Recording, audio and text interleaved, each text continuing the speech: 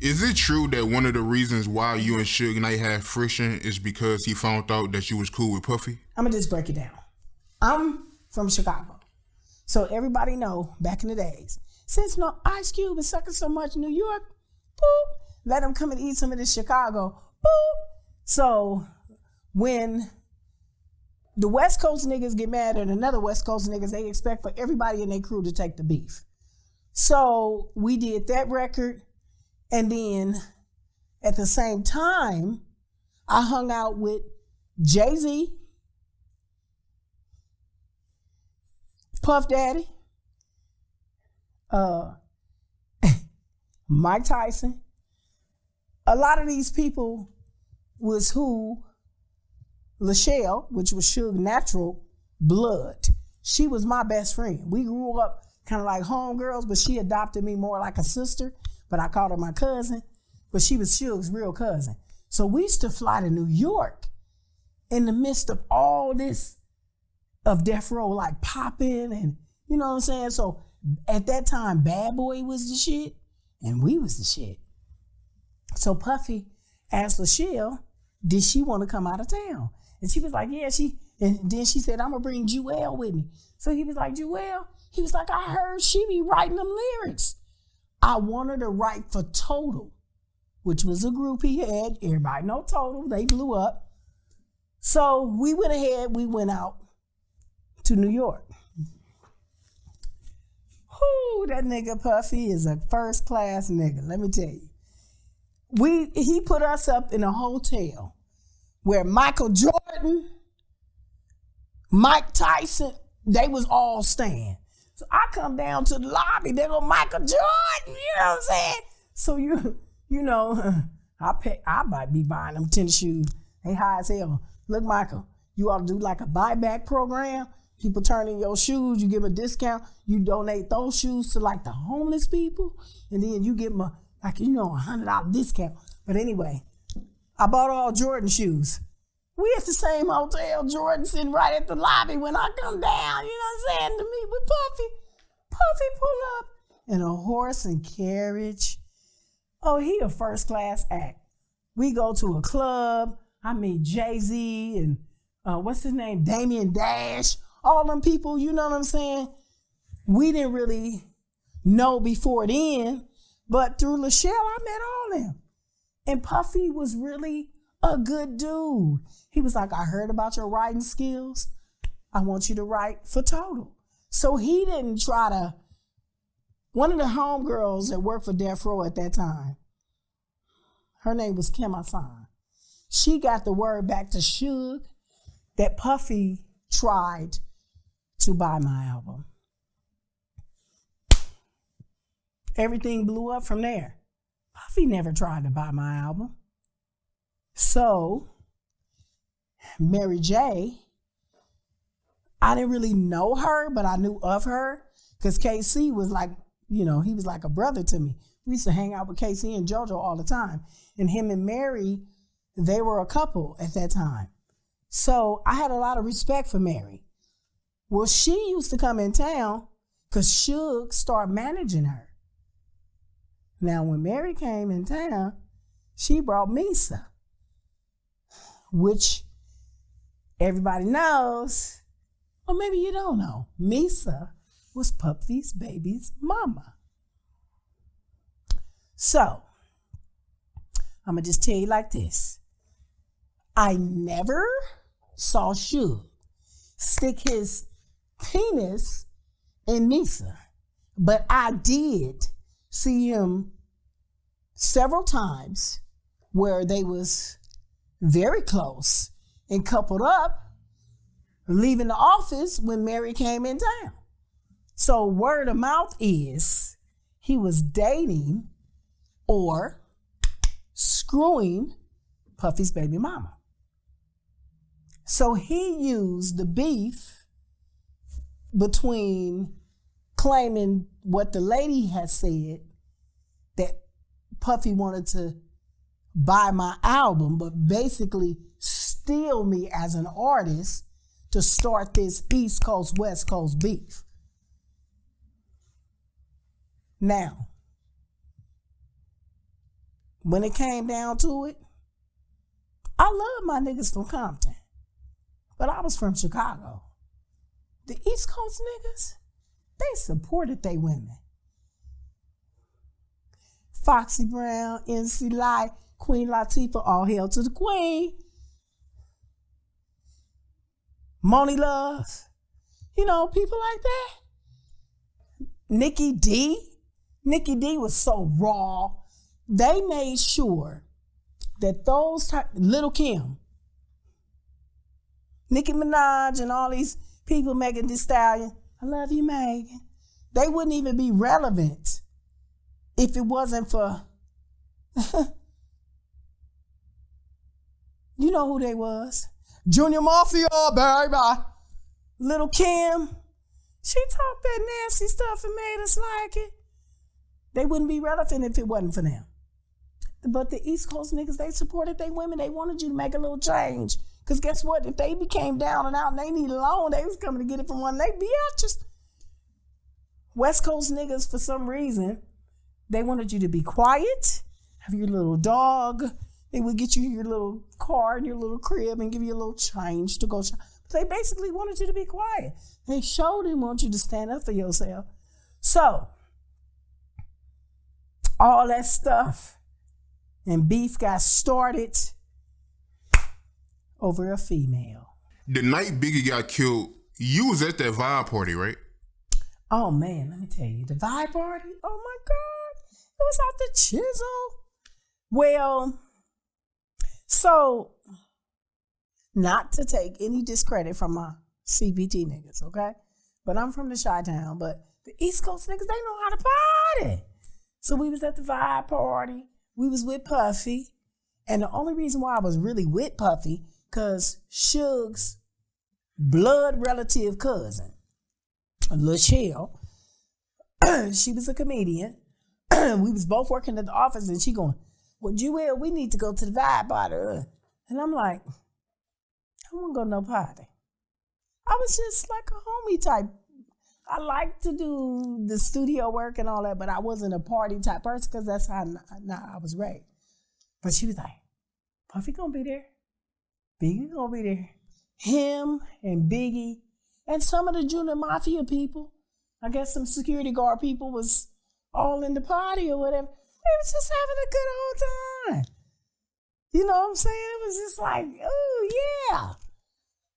And they start smoking weed. I think I hit it once. But I used to be so private, I like a lot of people in my business. But I think I hit it once. So we sitting with Biggie and Puffy and ain't nothing but a gangsta party. I think Gangsta Party came on. Biggie didn't have no beef with Tupac. He rapped Tupac's part harder than Pac did when he was in the vocal booth. And that's what people didn't really know. They had so much love and respect and animation for each other. All this West Coast beef just got blown out of proportion. But I love the East Coast niggas. Fat Joe, Method Man, Busta Rhymes, you know what I'm saying? Twister. They gave credit when credit was due. They paved the way for a lot of this hip hop. And most importantly, they took care of their bitches. Can a broke female loan you some money? No. So they made sure Faith Evans. Now, I ain't one to gossip, but I seen this one with my own eyes. Faith Evans did screw Tupac. She got in the car with him that night when he left the club. We was all at the Century Club, baby. Anybody that knew the club that was popping back in the day was the Century Club. Biggie, I love you, much respect, my nigga, but yeah, Faith Lil Cuckoo was hot. She went back with Pac that night. She jumped in the car. I don't know if they ever made it to the hotel, or she just did the Jewell experience in the limo. What you mean by that? The Jewell experience. But just the juicy ones, and with the tip of the tongue, I leave them Not no more. But 94 I did. Strong and with another tongue. What? Woo, thank God my little son Jewell is at a Halloween party tonight. Oh, I mean Jamel right there. What's up, Mel? So you saying Faith Evans gave Tupac fellatio in the car? I don't know if it's fellatio, but he got some of that pussy. I know that for a fact. Because he came the next day bragging about it. And I saw her leave in the same car with Pac. Right. So the backtrack to the Vibe Party, you seen Biggie rapping Tupac verses from Gangsta Party. Biggie was rapping Tupac verses. And because they left a little bit before the end of the night. So we all gave each other hugs, love, whatever. Nice to meet you. Because I had never really met them niggas that night. You know, it's all because of Lachelle, a.k.a. Macashelly, that I actually, I met Puffy when we went to New York, but Biggie and all them, Junior Mafia, I didn't meet none of them in security until that night. So we saying goodbye to all them. They start walking out of the Vibe Party. They go down the street and to the right. My car is parked, my truck is parked in valet. And while we're waiting on the valet to pull up, just as the valet was pulling up with my truck, all we heard was, bop, bop, bop, bop. So we like, ooh, ooh, ooh. We didn't know where it was coming from. And Michelle looked at me, she like, hello. Because they called me Lady Eloise. Because I like them young. That's a whole nother story. But she like, Elo, you all right? And I'm like, yeah. Y'all all right? She like, yeah. So I get my keys. I get inside my truck. And I'm slowly driving out. And as we're driving out, we see this bow tie where Farrakhan looking nigga saying, Biggie just got shot. And we like, what? In disbelief, because we was just with him. You know what I'm saying? It's just that fast. They was like, yeah, Biggie just got shot. That was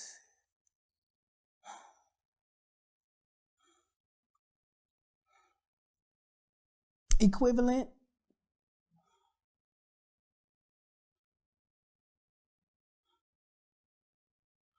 to the news I got about Pac, because there was no reason for that young man to have lost his life.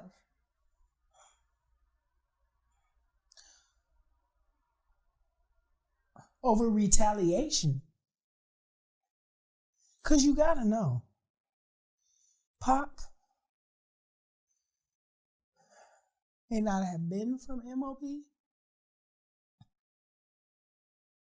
He may not have been a blood nigga. But LA niggas, they trill.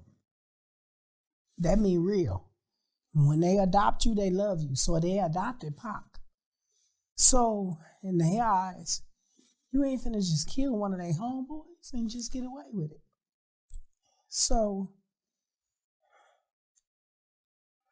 Biggie lost his life over some nonsense. Pac lost his life over some nonsense. How do you feel about people that say that you was giving inside info to Biggie killers? I ain't never personally played a part in Biggie getting killed. And Art, before you told me, I never knew that people were saying I had any dealings with that. I done had nothing to do with that. Biggie was a good person, for what I know.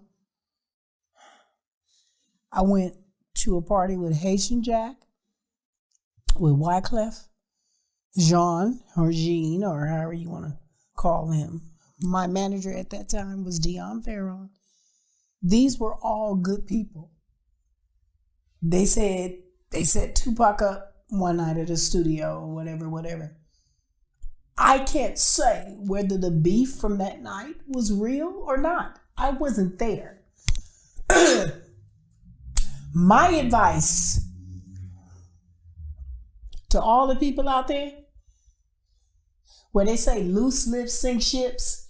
If you wasn't there, don't speak on it. You ain't lived the life we lived.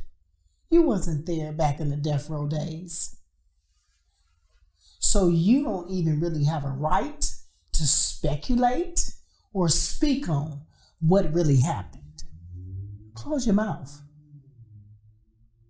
Like Dr. Dre said, don't turn me back into the old me. I'm trying to be saved. I'm a grandma now. I'm a nana. I'm trying to do what's right. But check this out. Don't make me do what's wrong.